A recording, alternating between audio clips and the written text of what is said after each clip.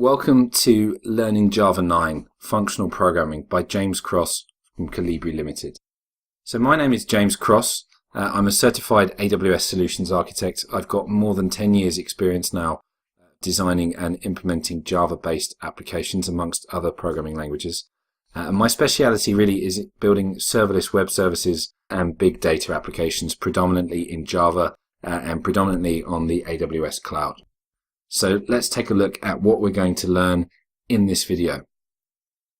So firstly, we're going to take a look at generic data structures and how we can create generic data structures in Java 9. Next, we're going to look or move on to generic functions and classes, understand how to use them and why to use them and really why they're so important to the Java programming language. Next, and finally, we're going to move on to functional programming, something that's a very, very big topic in Java recently. We're going to learn how to use streams, expressions, and functional interfaces. Now, a word of warning, some basic programming knowledge is assumed. I'm not going to teach you how to code from scratch. I assume you have some knowledge of high-level programming, particularly in Java, and some knowledge of object-oriented programming as well.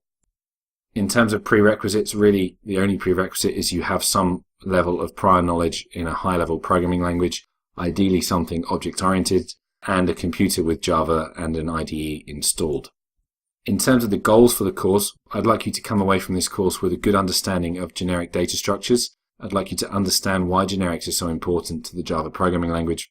We want to be able to build our own generic data structures as well, along with generic functions and classes.